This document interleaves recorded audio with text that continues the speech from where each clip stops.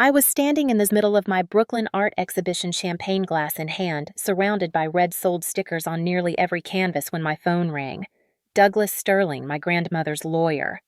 The moment I heard his voice crack with that particular tone of someone delivering devastating news, I knew my world was about to shatter. The apartment. The Miami apartment that Grandma Evelyn had promised me, the one with the balcony where we'd watched sunsets together, where she'd held my hand and told me the world was waiting for me. It was gone. Sold. By my own twin sister.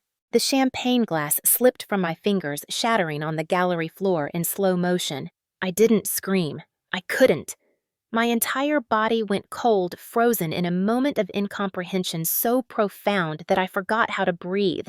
Around me, people congratulated me on my success, oblivious to the fact that my perfect evening had just turned into my worst nightmare. Before I continue this story, if you've ever felt betrayed by someone you trusted, someone you shared blood with, hit that like button. Subscribe because this journey gets darker before it gets better, and drop a comment telling me if you've ever had to fight for what's rightfully yours.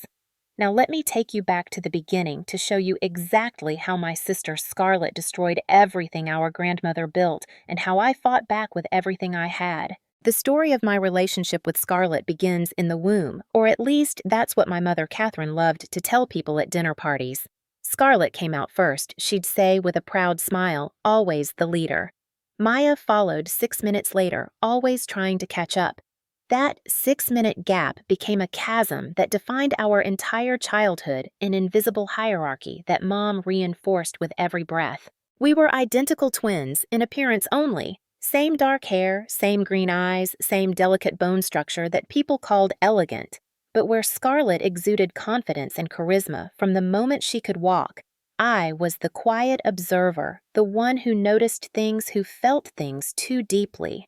Scarlett learned early that the world rewarded boldness, and she wielded that knowledge like a weapon. I remember being 7 years old, standing in our shared bedroom watching Scarlett practice her smile in the mirror. Not a real smile, but the one she used on adults, the one that made teachers love her and relatives slip her extra birthday money.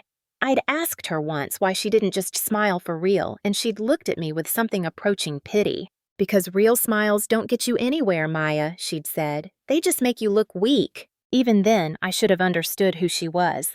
But children want to believe the best in their siblings, want to believe that blood means something sacred and unbreakable. I spent years making excuses for Scarlett's cruelty, convincing myself that her cutting remarks were just honesty, that her tendency to take credit for my ideas was just ambition, that her complete lack of empathy was just pragmatism. Our mother fed into Scarlett's narcissism with a devotion that bordered on worship. Catherine Tran had immigrated to the United States from Vietnam as a teenager, clawed her way through community college while working 3 jobs, and married my father, a second-generation Vietnamese American who owned a small chain of restaurants.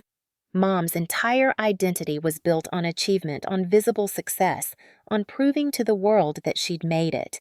And Scarlett, with her straight A's and her student council presidency and her full ride to Harvard, was the perfect embodiment of that success. I, on the other hand, was the disappointment. I got good grades, but not perfect ones. I was shy, preferring books and sketch pads to social climbing. When I told my parents at 16 that I wanted to apply to art schools, my mother looked at me like I'd announced I was dropping out to join a cult. Art, she'd said the word dripping with disdain. "You want to throw away your future for art?" "It's not throwing it away," I'd tried to explain. "It's what I'm good at. It's what makes me happy." "Happiness doesn't pay bills," my mother had snapped.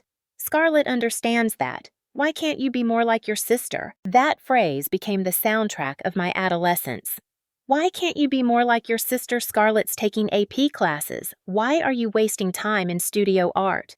Scarlett's interning at a law firm. Why are you volunteering at that community art center? Scarlett's dating the mayor's son. Why don't you try to meet someone with prospects? The only person who never compared us was Grandma Evelyn. My mother's mother had been a different kind of immigrant, arriving from Vietnam with her American husband in the aftermath of the war, carrying nothing but a suitcase and a broken heart. Her own mother had been a talented painter in Saigon, someone who'd taught at the university before the war, destroyed everything. Grandma Evelyn had inherited that artistic soul, but she'd never had the chance to pursue it. She'd spent her life working as a seamstress, raising my mother alone after my grandfather died, saving every penny to give Catherine opportunities she'd never had. But she understood me. She saw me. I started visiting Grandma Evelyn's Miami apartment every summer when I was 12. She'd bought it in the early 80s, a modest two-bedroom condo in a building that had seen better days, but still maintained a shabby charm. The balcony overlooked a small courtyard filled with jasmine and bougainvillea, and in the evenings you could hear the ocean if you listened carefully enough. It wasn't fancy, but it was filled with light and love and the smell of her cooking. Grandma would sit with me on that balcony for hours, listening to me talk about the things I couldn't discuss with anyone else. My fears about never being good enough, my dreams of becoming a real artist, my confusion about why Scarlett seemed to hate me even though I'd never done anything to hurt her. Grandma would listen with her weathered hands folded in her lap, her silver watch catching the sunlight, and then she'd say things that made the world make sense again. "Your sister is afraid of you," she told me once. I was 15 and the idea seemed absurd. Scarlett afraid of me. Scarlett, who was perfect at everything. "She sees your talent, your heart," Grandma continued. "She knows she can manipulate people, but she can't create beauty the way you can. That terrifies her because it's something she can't control or take from you. But she doesn't act afraid I'd protested. She acts like I don't exist. That's how people like Scarlett handle fear," Grandma said gently. "They try to make the thing they fear irrelevant. They diminish it, mock it until they convince themselves it was never a threat at all." As I grew older, those summer visits became my lifeline. While Scarlett collected prestigious internships and networking contacts, I spent my breaks in Miami painting the view from Grandma's balcony, experimenting with colors and light, learning to see the world the way an artist sees it. Grandma would watch me work, making encouraging comments, telling me stories about her own mother's art career in Vietnam, passing down a legacy I hadn't even known existed. The summer before my senior year of college, Grandma Evelyn sat me down on the balcony with an unusual seriousness. She was 78, then still sharp and active, but there was something in her eyes that made my heart clench with premature grief. "Maya, I want you to know something," she said, taking my hands in hers. "This apartment, it's going to be yours someday. I've already put it in my will. Your mother doesn't know and Scarlett doesn't know, and I need you to keep it that way until the time comes." "Grandma, don't talk like that," I'd said, my eyes filling with tears. "You're going to be here for a long time. We don't get to decide these things, sweetheart." She pressed a key into my palm, closing my fingers around it. "This is your copy. Keep it safe. When I'm gone, this place is yours. Not because of money, though it's worth more than I paid for it, but because you understand what makes a place a home. You see beauty in things other people overlook. Promise me you'll keep creating, Maya. Promise me you won't let anyone make you small." "I promise," I'd whispered, clutching the key like a talisman. That key went on a chain around my neck, and I never took it off. It was my secret, my promise, my connection to the one person who'd always believed in me. After college, I moved to Brooklyn against my parents' wishes and against all practical advice. I rented a tiny studio apartment in Bushwick, worked 3 part-time jobs to pay rent, and painted whenever I had spare time. Scarlett, meanwhile, had graduated from Harvard Law, landed a position at a prestigious firm in Miami, and married Edward Pierce, a successful real estate developer 12 years her senior. She posted constant updates on social media, carefully curated images of her perfect life, her perfect home, her perfect marriage. I rarely saw my family during those early years in New York. I couldn't afford the plane tickets, and honestly, I dreaded the inevitable comparisons. My mother called occasionally, always managing to mention Scarlett's latest achievement before asking how my waitressing job was going. My father, quieter but equally disappointed, would get on the line to ask when I was going to get serious about my future. But Grandma Evelyn called me every Sunday without fail. She'd ask about my paintings, about the galleries I'd visited, about the techniques I was experimenting with. She'd tell me about her week, about the neighbors in her building, about the sea turtles she'd seen on the beach. Those conversations were the highlight of my week, sometimes the only thing that kept me going when rejection letters piled up and my bank account dwindled to nothing. Then, 3 years ago, Grandma Evelyn had a stroke. I got the call from my mother at 2 in the morning, her voice shaking in a way I'd never heard before. I maxed out my credit card to buy a last-minute flight to Miami, arriving at the hospital to find my mother and Scarlett already there, both looking exhausted and afraid. The stroke had been severe. Grandma survived, but she was diminished, her sharp mind clouded with confusion, her strong body suddenly frail. The doctors talked about rehabilitation and care facilities, about the long, slow process of recovery, if recovery was even possible. I stayed in Miami for 2 weeks, sleeping on a cot in Grandma's hospital room, holding her hand through the worst of it. Scarlett was there too, but different. She'd arrive each morning with fresh flowers and expensive coffee, greeting the doctors with her professional charm, asking pointed questions about prognosis and care options. She seemed genuinely concerned, genuinely devastated, and I felt guilty for my years of suspicion and resentment. Maybe I'd been wrong about her, I thought.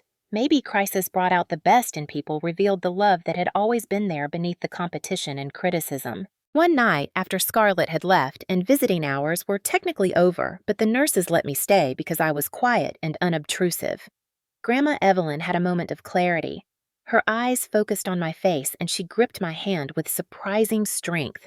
The apartment, she whispered. "Don't let her take it. Don't trust her, Maya." "Who, Grandma?" I asked, leaning close. "Don't trust who?" But the moment had passed. Her eyes clouded again and she slipped back into confused murmuring. I'd dismissed it as the stroke talking the paranoia that sometimes accompanied brain injuries. I'd actually felt sorry for Scarlett, thinking that Grandma's illness had made her suspicious of the one daughter who'd stayed in Miami, who'd built a successful life close to family. How naive I was, how catastrophically stupid. Grandma Evelyn died 6 months after the stroke. She'd been moved to a nursing facility and I'd visited as often as I could afford the trip, but I'd been in Brooklyn working on preparations for my first real gallery exhibition when she passed. Scarlett called to tell me, her voice appropriately sad, explaining that it had been peaceful, that Grandma had simply gone to sleep and not woken up. I flew down for the funeral in a fog of grief so thick I could barely function. The service was beautiful. Scarlett had arranged everything, and I was grateful not to have to make those decisions while my heart was breaking. I stood at the graveside watching them lower my grandmother into the ground, and I felt like I was burying the only person who'd ever truly understood me. After the funeral, there was a gathering at my parents' house. Relatives I barely remembered offered condolences and asked about my life in New York with thinly veiled judgment in their eyes. Scarlett moved through the crowd like a politician, accepting sympathy with grace, organizing food, making sure everyone was comfortable. She'd lost weight, I noticed, and there were shadows under her eyes that makeup couldn't quite hide. Marriage to Edward wasn't as perfect as social media suggested, apparently. At one point, Scarlett pulled me aside into my father's study. We stood there awkwardly, two strangers who happened to share DNA and a complicated history. "I've been handling Grandma's estate," Scarlett said. "There are a lot of details to work through, probate, taxes, all of that. I'll take care of it. You don't need to worry about any of it." "I should help," I'd offered weakly. "It shouldn't all fall on you." Scarlett smiled, and it looked almost genuine. "You have your exhibition to prepare for. This is what I do, Maya. Let me handle the practical stuff. It's the least I can do for Grandma." I'd hugged her then, and she'd felt stiff in my arms, but I'd attributed it to shared grief, to the awkwardness that had always existed between us. Looking back, I realized she was probably calculating already, planning, making sure I wouldn't ask too many questions. I flew back to Brooklyn and threw myself into my work. Preparing for an art exhibition is all-consuming, especially your first real one. I had to frame pieces, arrange for shipping coordinate with the gallery owner, design promotional materials. I worked 16-hour days, barely sleeping, barely eating, painting through my grief because it was the only way I knew how to process it. The $10,000 appeared in my account 6 weeks after the funeral. I stared at the transaction on my phone, confused. The note said, "Estate settlement, Evelyn and Nguyen." I'd called Scarlett immediately. "Hey, I saw the money," I'd said. "Is this from Grandma's estate? It seems like a lot for a settlement." Scarlett's laugh had been light, casual. "Maya, that's actually not much considering everything." The funeral expenses were significant, and there were outstanding medical bills from the nursing home. Legal fees, executor fees, estate taxes. After everything was settled, this is what's left to split between us. But what about the apartment I'd asked, that key still hanging around my neck, hidden under my shirt? Grandma always talked about that apartment. There was a pause, just a beat too long. The apartment. Oh, that had a reverse mortgage on it. Grandma took one out a few years ago to cover expenses. The bank took it back after she died. There was nothing left of that, I'm afraid. Something felt wrong, but I didn't know what. I didn't understand reverse mortgages, didn't know enough about estate law to question the story. And honestly, I was so overwhelmed with my exhibition preparation that I didn't have the mental energy to dig deeper. Are you sure I'd pressed that uncomfortable feeling growing stronger? Grandma never mentioned a reverse mortgage to me. Maya, when was the last time you had a real conversation with her? Scarlett's voice had taken on that familiar edge, the one that made me feel stupid and naive. After the stroke, she wasn't always coherent. She probably forgot she'd told me about it. Look, I know you're disappointed, but this is the reality of aging and medical expenses. Be grateful we have anything at all. I'd backed down as I always did when Scarlett used that tone. I thanked her for handling everything, apologized for questioning her, and went back to my paintings. But that key around my neck felt heavier somehow, like an accusation. The $10,000 went into my savings, a buffer I desperately needed. My exhibition was scheduled for late September, and I was burning through my money on supplies and framing costs. I tried not to think about the apartment, about the balcony where Grandma and I had spent so many hours, about her promise that it would be mine. Maybe Scarlett was right. Maybe Grandma had forgotten, or maybe I'd misunderstood, projecting my own desires onto her words. But I couldn't shake that last moment of clarity in the hospital. Don't let her take it. Don't trust her, Maya. The next few months passed in a blur of creative mania. I painted like my life depended on it, channeling my grief and confusion into my work. The pieces I created during that time were some of my best, raw and emotional, full of light and shadow and complex feelings I couldn't articulate with words. The gallery owner, a sharp-eyed woman named Patricia, who'd taken a chance on me, said they were extraordinary. My exhibition opened on a Thursday evening in September, almost exactly a year after Grandma's death. I'd invited my parents, knowing they probably wouldn't come, but feeling obligated to try. Scarlett. I didn't invite, telling myself it was because she was busy, but really because I couldn't bear the thought of her there, diminishing my achievement with faint praise and comparison. The turnout exceeded my expectations. Patricia had promoted it well, and the Brooklyn art scene had shown up in force. By 8 o'clock, I had sold 6 pieces. By 9, 12. By 10, when I was standing in the center of the gallery with a champagne glass that cost more than my monthly groceries, feeling like maybe I'd finally made it. Maybe I'd finally proven that choosing art wasn't a mistake, my phone rang. Douglas Sterling, a name I recognized from Grandma's funeral, her longtime lawyer, someone Scarlett had been coordinating with on estate matters. I almost didn't answer, not wanting to break the spell of my perfect evening, but something made me pick up. Ms. Maya Tran. His voice was formal, professional, with an undercurrent of something I couldn't identify. Yes, this is Maya. I'm calling about your grandmother's estate, specifically about the Miami Beach property at 2847 Ocean Drive. The apartment. My heart started beating faster. The reverse mortgage, I said. Scarlett told me the bank took it back. There was a long pause. Ms. Tran, there was never a reverse mortgage on that property. Your grandmother owned it free and clear, but I'm calling because the property was sold 3 months ago. The proceeds went to your sister as the sole heir according to the will that was filed for probate.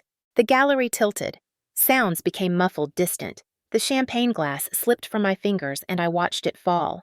Watched it shatter against the polished concrete floor in slow motion.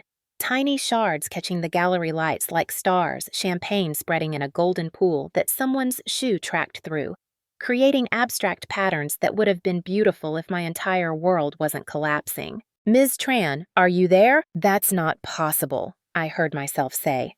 Grandma promised me that apartment. She gave me a key. She told me it was mine. I understand this must be very confusing, Douglas said, and his voice had gentled the professional distance falling away. The reason I'm calling is that some irregularities have come to my attention regarding the will that was filed. I was not the attorney who drafted it, which seemed odd since I'd handled all of your grandmother's legal matters for over 20 years.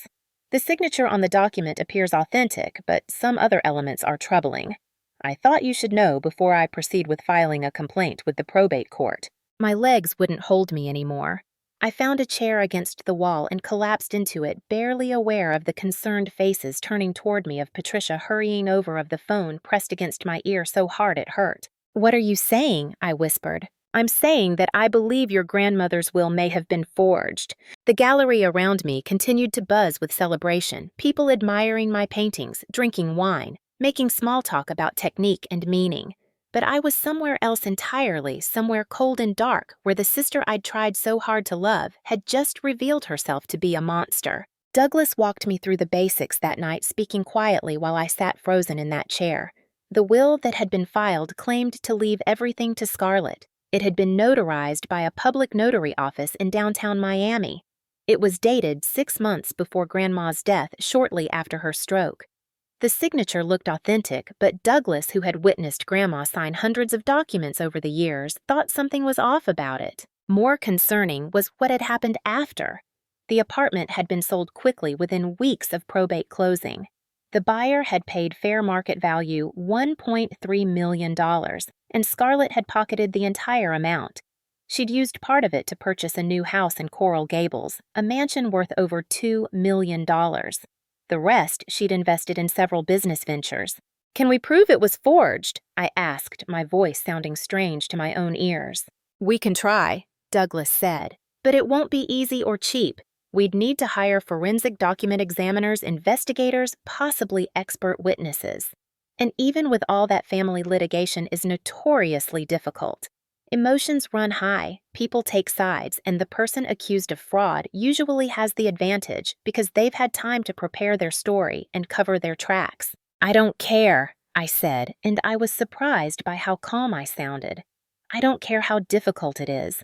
Grandma promised me that apartment, not because of the money, but because it was our place, our memories. My sister stole that from me, and I want it back. Before you make any decisions, you should know what this will cost," Douglas warned. "I'm talking about tens of thousands in legal fees, possibly more, and there's no guarantee we'll win. Scarlett presumably has the resources to hire excellent attorneys. She might drag this out for years." "I have $10,000 in my savings," I said. "The money Scarlett gave me from the estate. It feels appropriate to use it to fight her." Douglas was quiet for a moment. "That won't be nearly enough, Ms. Tran. You're looking at $50,000 minimum, possibly over $100,000 if this goes to trial." "Then I'll figure it out," I said. "I'll sell paintings, I'll take out loans, I'll do whatever it takes." Around me, my exhibition continued. People wanted to talk to me, to congratulate me, to discuss commissions and future showings. But I couldn't engage with any of it. I mumbled excuses, asked Patricia to handle the rest of the evening, and stumbled out into the Brooklyn night with my phone clutched in my hand and fury building in my chest like a living thing. I walked for hours through the city streets, my mind racing. Every interaction with Scarlett over the past year played through my memory in a new, sinister light. Her eagerness to handle the estate, her dismissiveness when I'd asked questions, the way she'd discouraged me from coming down to Miami during probate, saying it wasn't necessary, that she had everything under control.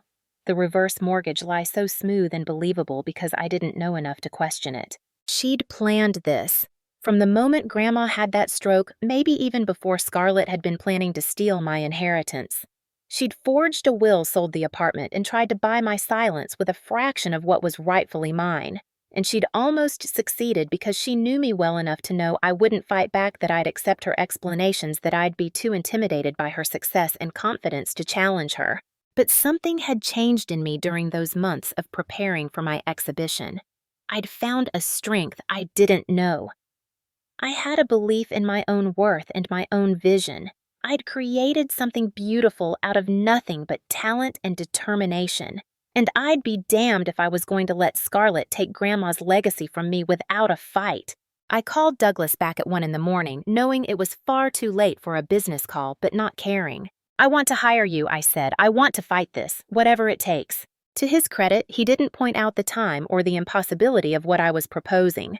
"Ms. Tran, why don't you come down to Miami? We should meet in person, review all the documents, make sure we understand exactly what we're dealing with before we move forward.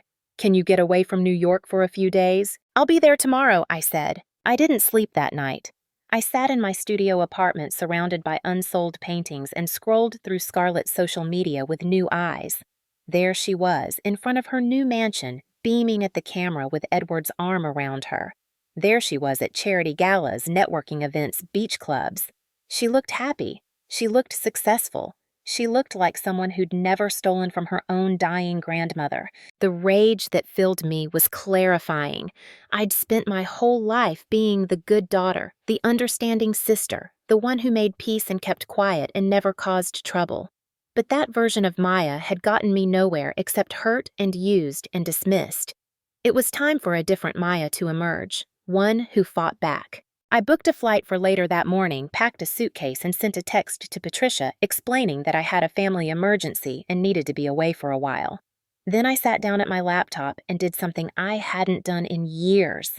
I looked up Grandma Evelyn's obituary, read through the comments from friends and neighbors who'd loved her, and saved every photo I could find of her apartment. The balcony with its jasmine and bougainvillea. The living room with its comfortable furniture and walls covered in family photos. The kitchen where she'd made me Vietnamese food and told me stories about her mother. This wasn't just about money. This was about memory, about legacy, about refusing to let Scarlett erase the woman who'd believed in me when no one else did. As dawn broke over Brooklyn, painting the sky in shades of pink and gold that I would have normally rushed to capture on canvas, I pulled the key from around my neck and held it in my palm. It was tarnished now, the silver gone dull with time and wear, but it was real. It was proof that Grandma's promise had been real too. "I'm coming, Grandma," I whispered to the empty room. "I'm going to make this right." The flight to Miami felt interminable. I sat in my economy seat laptop open to a document I'd titled Justice for Evelyn and started writing down everything I remembered. Every conversation about the apartment, every promise Grandma had made, every detail about those summers we'd spent together. I documented the key, took photos of it from multiple angles, wrote down the exact words Grandma had said when she gave it to me. I also started going through my phone looking for any evidence I might have. Text messages from Grandma before her stroke. Photos of the apartment. A voicemail she'd left me 3 years ago wishing me happy birthday and saying she couldn't wait for me to own the apartment someday so I'd always have a place to come home to. That voicemail made me cry silent tears streaming down my face while the businessman next to me pretended not to notice. Grandma's voice so clear and strong, full of love and certainty. She'd known exactly what she wanted. There was no confusion, no reverse mortgage, no changing her mind. She'd wanted me to have that apartment and Scarlett had stolen it. Douglas Sterling's office was in a modest building in Coral Gables, nothing flashy or ostentatious. He was older than I'd expected, maybe 70, with silver hair and kind eyes behind wire-rimmed glasses. His office was filled with law books and family photos, a stark contrast to the sterile corporate spaces where Scarlett probably worked. "Ms. Tran," he greeted me, shaking my hand. "Thank you for coming down. I know this must be incredibly difficult for you." He spread documents across his conference table and walked me through everything. The will that had been filed was comprehensive, leaving Scarlett as sole heir with complete control of all assets. It was dated April 15th, 2 months after Grandma's stroke. The signature looked like Grandma's, the flowing cursive with her distinctive capital E. But then Douglas pulled out other documents, ones he'd drafted for Grandma over the years. Rental agreements, property records, medical directives, all signed with that same flowing script, but with a difference I might have missed if he hadn't pointed it out. "Look at the capital E in Evelyn," he said, pulling out a magnifying glass. "In every authentic signature I have, and I have dozens, she creates this small loop at the top of the letter. It was something she learned from her mother, she told me once, a family tradition in how they formed their letters. But in the will that was filed, that loop is missing. The E is close, but it's just slightly different, rounder, less distinctive." He was right. Once I saw it, I couldn't unsee it. The signature was good, very good, but it wasn't perfect. Someone had practiced Grandma's signature, had gotten close, but had missed that one small detail that made it uniquely hers. "I have something," I said, pulling out my laptop. I'd made a photo album of Grandma over the years, and many of those photos included documents in the background, birthday cards she'd signed, letters she'd written. I'd been archiving our memories without realizing I was also archiving evidence. Douglas leaned forward as I showed him image after image. There was the birthday card for my 18th birthday, the E, with its distinctive loop clearly visible. There was a letter she'd written to me when I first moved to New York encouraging me to follow my dreams. There was even a photo of her signing a Christmas card, her silver watch visible on her wrist, the loop in her E captured mid-formation. "This is excellent," Douglas said, and I could hear the excitement in his voice. "This establishes a clear pattern of how she signed her name. May I make copies of these?" "Take whatever you need," I said. "What else do we need to prove forgery?" He sat back, steepling his fingers. "Document examination is just one part. We also need to establish motive and opportunity. Your sister had both. She was the one handling the estate. She had access to your grandmother's personal effects, and she clearly benefited from the fraudulent will. But we need more than circumstantial evidence. We need to find holes in the story, inconsistencies in the documentation." "The notary stamp," I said, suddenly remembering something from a legal drama I'd watched. "Can we verify that?" Douglas smiled. "That's exactly where I was going. The will was supposedly notarized by a public notary office downtown. I've already reached out to them, but I wanted to wait until you arrived to follow up in person. Would you be willing to come with me?" We drove to the notary office in Douglas's sedan, and I tried not to think about the fact that I was spending money I didn't have on a hotel room, that my exhibition in Brooklyn was probably falling apart without me, that I was gambling everything on the hope that we could prove my sister was a criminal. The notary office was in a strip mall between a dry cleaner and a check cashing place. Inside, a tired-looking woman in her 50s sat behind a desk covered in paperwork. Douglas introduced himself and explained why we were there. The woman, whose name tag read Gloria, looked increasingly uncomfortable as he spoke. "I'd have to check my records," she said. "What was the date again?" "April 15th of last year." Gloria pulled up her computer records, scrolling through with growing agitation. "According to this, yes, I notarized a document on that date for Scarlett Vu. It says here it was a will." "Do you remember her?" Douglas asked. "Do you remember the notarization?" Gloria hesitated, then shook her head. "I process dozens of documents every day. I'm sorry, but I don't specifically remember that one." "Is it possible someone could have used your notary stamp without your knowledge?" Douglas pressed. Gloria's expression changed to alarm. "That would be illegal. My stamp is always locked in my desk. Only I have access to it." "But is it possible?" Douglas repeated. Gloria looked at me, then at Douglas, then back at her computer screen. She clicked through several more screens, her frown deepening. "This is strange," she said finally. "The computer record shows I notarized the document at 2:30 p.m. on April 15th. But according to my calendar, I was out of the office that entire day. It was a Friday, and I'd taken off for a doctor's appointment. I didn't come into work at all." The room went very quiet. Douglas leaned forward. "Do you have any proof of that?" Gloria pulled up her email showing us an appointment confirmation from a medical office, time-stamped 2:00 p.m. on April 15th of last year. Then she pulled up her calendar showing that she'd marked the entire day as out of office. "Someone used my stamp without permission," she said, her voice rising. "Someone must have accessed my desk. I need to file a police report. This is serious. My license could be revoked if someone's been forging notarizations with my stamp." Douglas glanced at me, and I saw triumph in his eyes. "We'll need copies of everything you've just shown us," he said. "And yes, you should definitely file a police report. This is evidence of fraud." We left the notary office with a folder full of documentation proving that the notary stamp had been used fraudulently. It wasn't proof that Scarlett had done it, not yet, but it was one more crack in the facade of legitimacy she'd constructed. Back in Douglas's office, he made coffee while I paced his conference room, energy buzzing through me. "This is good," he said, setting a mug in front of me. "This is very good, but we still need more. We need to establish your grandmother's true intentions, and we need to figure out exactly how your sister pulled this off." I thought of something I said. Grandma had a doctor, someone she'd been seeing for years. Would he have records of her mental state after the stroke? "Definitely worth pursuing," Douglas said. "Do you know the doctor's name?" "Dr. Patel. She talked about him all the time. He'd been her physician for 20 years.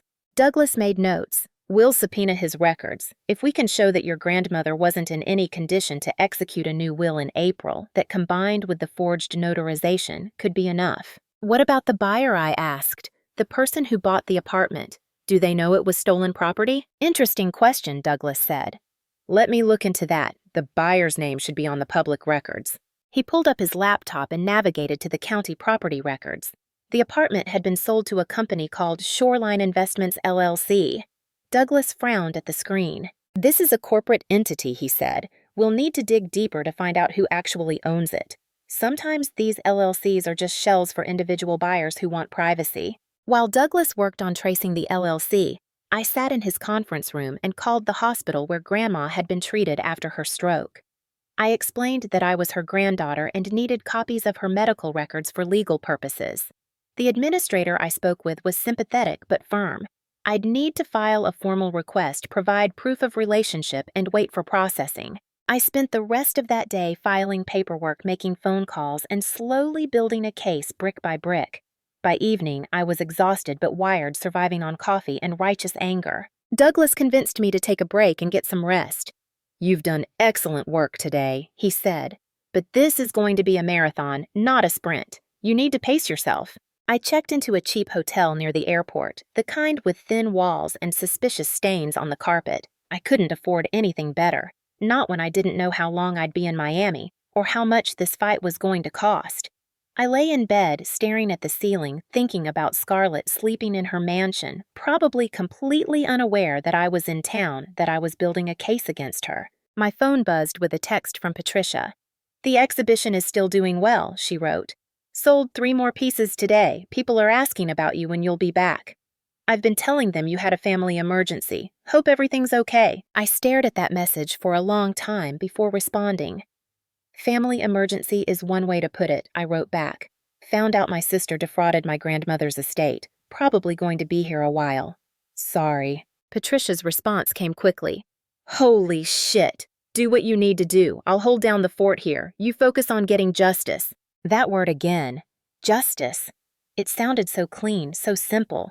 But I was learning that justice was messy and complicated and expensive and exhausting. The next morning, I woke up to a message from Douglas. "Come to the office ASAP. New development." I threw on clothes and was in his office within 30 minutes. Douglas looked grim. "I traced the LLC that bought the apartment," he said without preamble.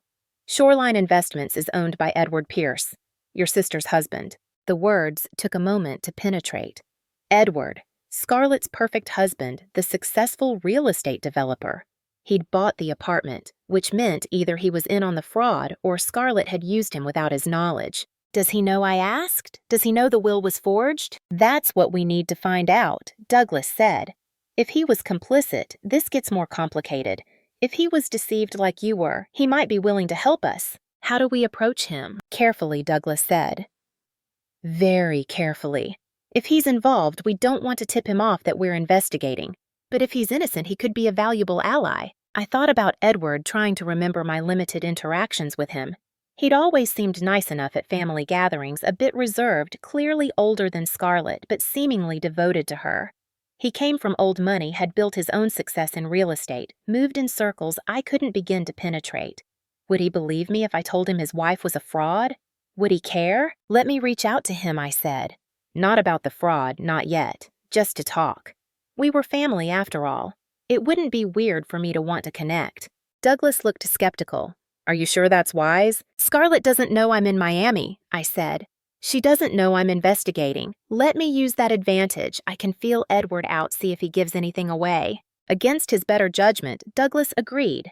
That afternoon, I called Edward's office and left a message with his assistant saying I was in town and hoped we could grab coffee.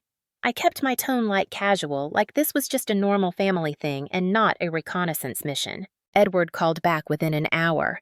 "Maya," he said, and his voice was warm, genuinely pleased. "I had no idea you were in Miami. Of course, let's meet. How about tomorrow morning? There's a great cafe near my office." "Perfect," I said, my heart pounding, looking forward to it. I spent the evening preparing, trying to figure out what I'd say, how I'd approach this.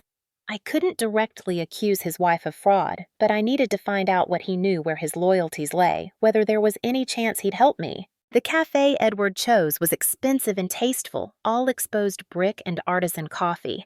He was already there when I arrived, sitting at a corner table in a perfectly tailored suit, looking every inch the successful businessman.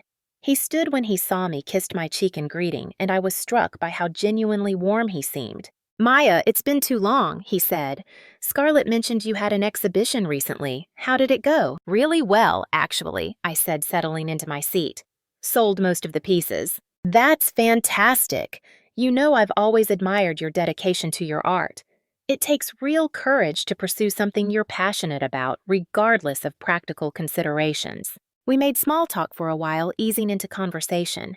Edward asked about Brooklyn, about my studio, about upcoming projects. He seemed genuinely interested, nothing like the dismissive attitude I usually got from my family when discussing my career. It made what I had to do harder. "Can I ask you something?" I said finally when the conversation hit a natural lull. "About Grandma's estate." Edward's expression didn't change, but something flickered in his eyes. "Of course," he said carefully. "I just wanted to make sure I understood everything correctly. Scarlett said the apartment had a reverse mortgage, that there was nothing left after the bank took it back. But I've been doing some research, and I can't find any record of that mortgage." Now, Edward's expression did change. He set down his coffee cup slowly, deliberately. "What exactly are you asking, Maya?" "I'm asking if you know anything about a reverse mortgage on that property." "There wasn't one," Edward said, and his voice had gone flat. "Your sister sold the apartment and used the proceeds to buy our house in Coral Gables. Through my company, technically for tax reasons. She told me you'd signed away your rights to the inheritance, that you didn't want to deal with managing property." The world tilted again, that same sensation I'd felt in the gallery when Douglas first called. "I didn't sign anything," I said quietly. "I didn't even know the apartment had been sold until a few days ago." Edward stared at me. His face had gone pale. "You're saying Scarlett lied to me?" "I'm saying my grandmother promised me that apartment, and I never authorized anyone to sell it." Edward stood abruptly, pulling out his phone. He scrolled through something, his jaw clenching tighter with each passing second. Then he looked at me, and I saw something in his eyes I hadn't expected. Guilt. Shame. Realization. "I need to show you something," he said, "but not here.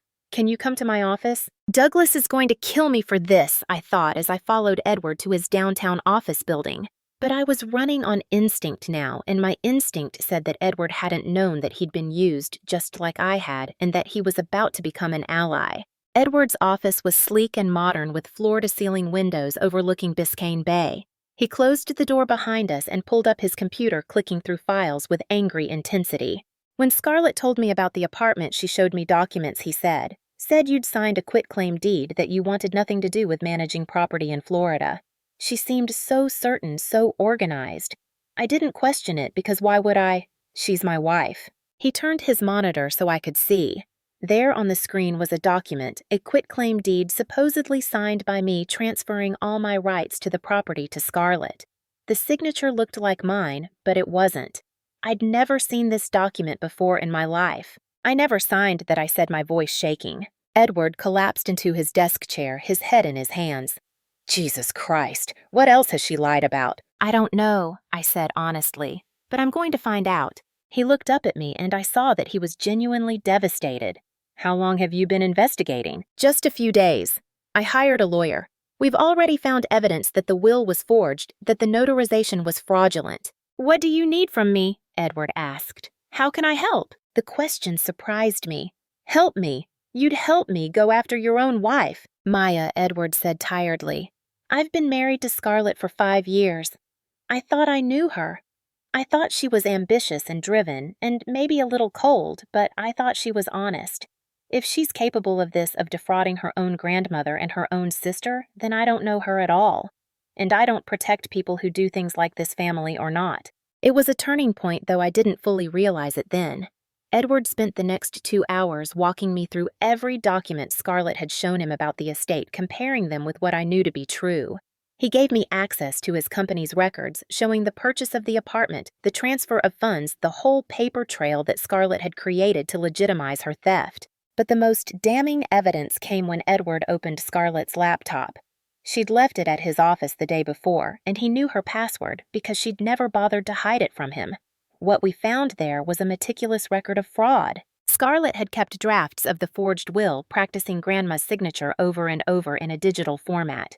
She had emails to herself with reminders to destroy original documents to create believable stories to keep me away from Miami during probate. She had spreadsheets calculating exactly how much money she'd make from selling the apartment, how she'd invest it, how she'd hide the trail. She'd documented her own crime, probably out of the same obsessive organization that had made her successful in her career, and now that documentation was going to destroy her. Edward copied everything onto a flash drive and handed it to me. "I'm going to file for divorce," he said, "and I'll testify to whatever you need. I won't let her use my money or my company to fight you. As far as I'm concerned, you're the rightful owner of that property, and I'm going to do everything I can to make that right." I left Edward's office in a daze, the flash drive clutched in my hand like a talisman. This was it. This was the proof we needed.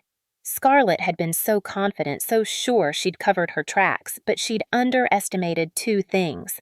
She'd underestimated my determination to fight for what was mine, and she'd underestimated her husband's integrity. Douglas nearly fell out of his chair when I showed him what I had. "This is incredible," he breathed, scrolling through the files. "This is everything. Maya, with this evidence, we don't just have a case. We have an airtight case. Scarlett won't be able to wiggle out of this." "So what do we do?" I asked. "We file a formal complaint with the probate court requesting that the fraudulent will be set aside and the estate be reopened. We attach all this evidence. We request an emergency hearing to freeze Scarlett's assets pending investigation. And then," Douglas said with a grim smile, "we watch your sister's perfect life fall apart." The legal wheels ground into motion with surprising speed once we filed our complaint. The judge reviewing the case was shocked by the level of evidence we presented and granted our request for an emergency hearing within a week. Scarlett was served with papers at her office, probably the first moment she realized I wasn't just accepting her lies anymore. She called me that night. I let the phone ring twice before answering, making sure my recorder was running. "What the fuck do you think you're doing?" Scarlett screamed, all pretense of civility gone. "You're trying to destroy me!" "I'm trying to get back what you stole," I said calmly. "I didn't steal anything. That money was mine. I took care of Grandma. I handled everything while you were off playing artist in New York. You forged her will," I said. "You used a fraudulent notary stamp. You created fake documents. You lied to your own husband. That's not taking care of Grandma. That's committing fraud." Scarlett was breathing hard, almost hyperventilating. "You can't prove any of that." "Actually, I can. I have your laptop files, Scarlett. I have your practice signatures, your planning emails, your spreadsheets. Edward gave me everything." The silence that followed was profound. When Scarlett spoke again, her voice was different, lower, more dangerous. "You turned my husband against me. You did that yourself when you used him to launder stolen money." Another silence. Then a sound that might have been a sob or might have been a laugh. "You were always so weak, Maya. So pathetic. Even now you needed a man to fight your battles for you." The words were designed to hurt, to make me doubt myself, but they just made me angry. "Is that really what you think?" I asked. "That I'm the weak one, Scarlett? I built a career from nothing. I moved to a city where I knew no one and made something of myself through pure talent and hard work. You've spent your whole life taking shortcuts, manipulating people, stealing from those who trusted you. If anyone's weak here, it's you." "You'll regret this," Scarlett hissed. "I'll make sure you regret this. The only one with regrets is going to be you," I said, and hung up. I was shaking, adrenaline making my hands tremble, but I felt powerful. For the first time in my life, I'd stood up to Scarlett and hadn't backed down. I'd fought back and I'd won. The emergency hearing was set for the following Thursday. I spent the intervening days working with Douglas preparing testimony, organizing evidence. Edward had hired his own lawyer and was fully cooperating with our case. Even Gloria from the notary office had agreed to testify about the fraudulent use of her stamp. My mother called 3 days before the hearing. Her voice was strained, confused. "Maya, what's going on? Scarlett says you're suing her." "I'm not suing her, Mom. I'm fighting to overturn a fraudulent will. She says you're lying, that you're jealous of her success." "Mom, I have proof. I have her laptop files where she planned the whole thing. I have evidence the will was forged. I have testimony from her own husband." My mother was quiet for a long time. Then, very quietly, she asked, "Did your grandmother really promise you that apartment?" "Yes," I said. "She gave me a key. She told me it was mine. She wanted me to have a place to come home to, a piece of our family history." "Scarlett told me you'd signed it away," my mother said, and now her voice was shaking. "She told me you didn't want it." "Did you ever ask me directly?" I countered. "Did you ever think to call and verify Scarlett's story with me?" "No," my mother admitted. "I didn't. Because you always believe her over me. Because Scarlett is the golden child who can do no wrong, and I'm the disappointment who wastes her life on art. Maya, my mother said, and she sounded tired, defeated. Send me the evidence. I need to see it for myself. I emailed her everything that night. The forged signatures, the fraudulent notarization, the laptop files.